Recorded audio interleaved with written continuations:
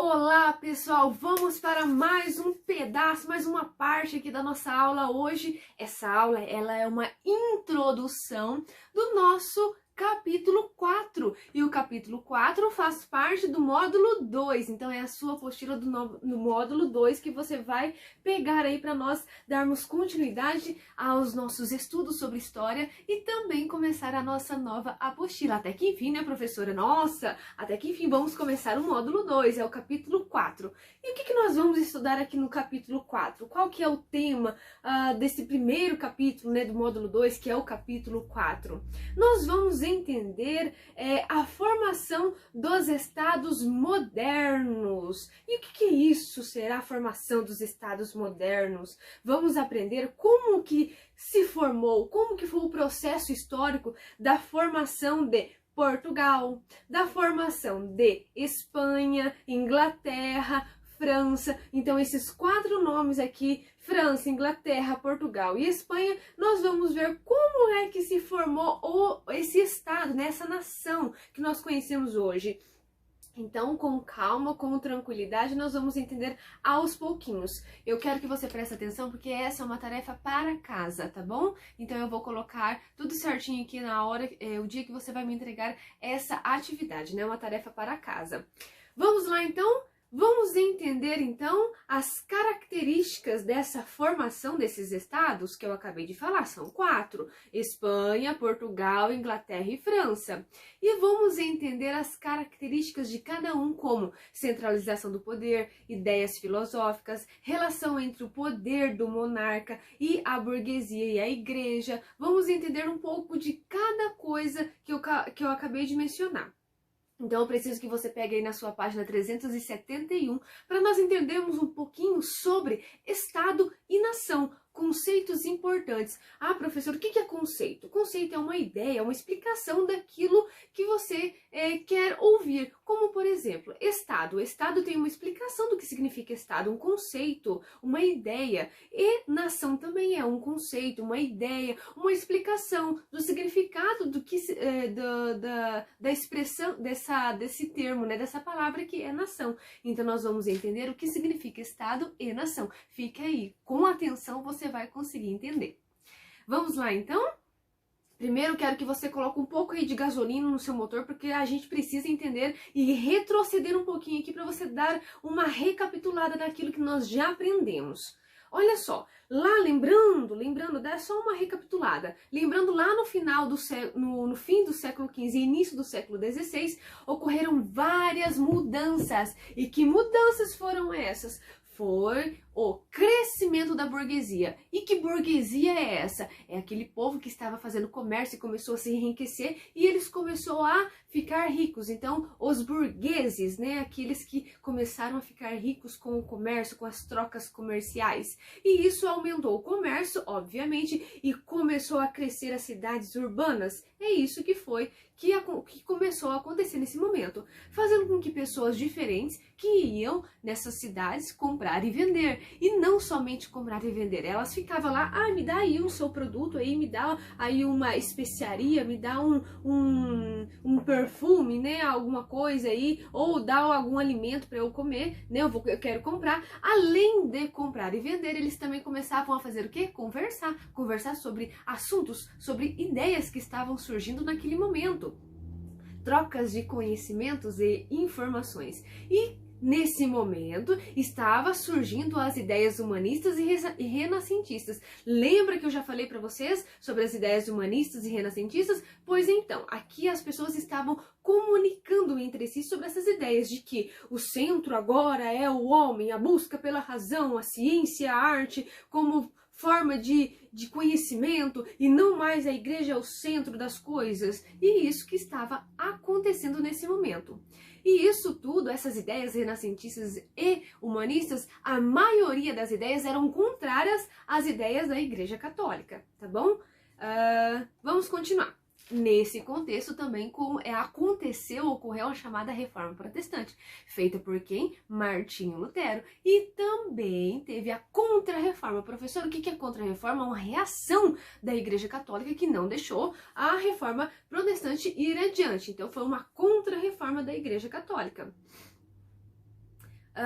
Portanto, essas pessoas estavam comunicando entre si, né? Elas estavam conversando, as pessoas estavam se movimentando, não somente na região da Europa ali, lá tendo contato com o Oriente também, que eu sempre falei para vocês. Essa troca de informação entre Oriente e Ocidente estava começando a acontecer e se intensificar cada vez mais.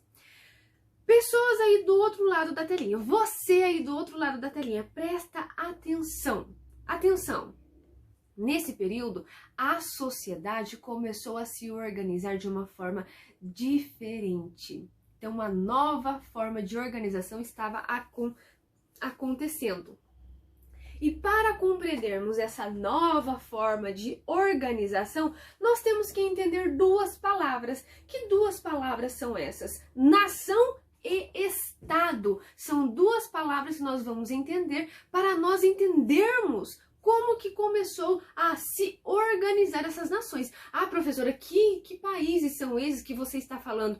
França, Espanha, Portugal e Inglaterra. Esses 4 que eu já mencionei para vocês. Então, para nós compreendermos como eles começaram a se formar, nós precisamos entender o que significa nação e Estado.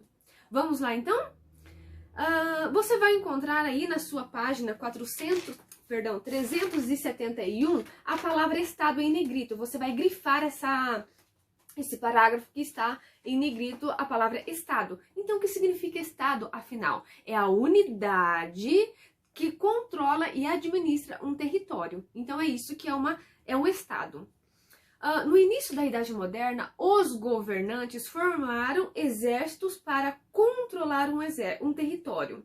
Criaram novas leis e impostos. Então começou a ser construída uma nação. Já que esse território é meu, vou colocar aqui um exército porque ninguém vai entrar aqui. Então começou a ter essa ideia de nação. O governo começou a ficar cada vez mais centralizado. E a burguesia, lembra o que é a burguesia? São aqueles ricos comerciantes. E a burguesia tinha o maior poder econômico. E eles tinham também um interesse num governo centralizado e que apoiasse as atividades econômicas que eles faziam. Isso foi fundamental para o processo de formação de Estado, tá bom?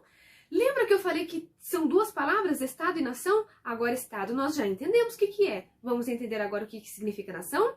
Olha só, na página 372 tem a palavra nação em negrito. Eu quero que vocês grifem também, o parágrafo que está essa palavra nação em negrito.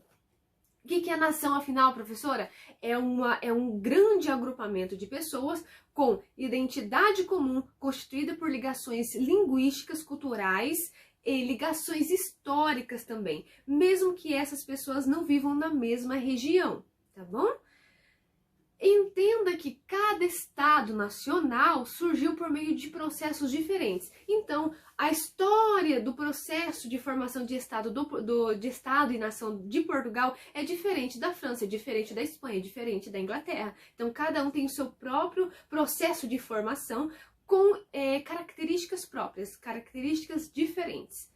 Vamos lá no Pratique na página 372? Número 1, você vai observar a figura da Rainha Elizabeth I e da Rainha Elizabeth II e vai colocar quais são as diferenças. Professora, onde que tá essas figuras, essas imagens? Aqui na página 372 você vai encontrar e aqui na abertura do capítulo 4 tem a Rainha Elizabeth II. Então você vai colocar quais são as diferenças entre as duas. Vai colocar lá na número 1. Você vai responder na número 2 se o Brasil é uma nação ou não. Eu vou fazer uma breve explicação para você ter uma orientação se o Brasil é uma nação ou não. O Brasil, ele é o seguinte, ele é uma nação e sabe por que ele é uma nação? Porque nós temos uma cultura, nós temos uma linguística, nós temos uma história em comum, mesmo com nossas diferenças de costumes e sotaques. Ah, professora, eu não entendi muito bem, não. Brasil é uma nação porque nós temos uma história em comum, mesmo que nós temos sotaques, costumes diferentes. Aqui no Sul, nós temos um sotaque diferente. Lá no Nordeste, tem outro sotaque, outros costumes diferentes da região Sul. Mas nós somos uma nação porque nós pertencemos a uma mesma história. Eu sei que você compreendeu, então responda aí a número 2. Pessoal, essa primeira parte da videoaula de hoje acabou. Espero você na segunda parte para você realizar a sua tarefa de casa. Espero vocês daqui a pouco.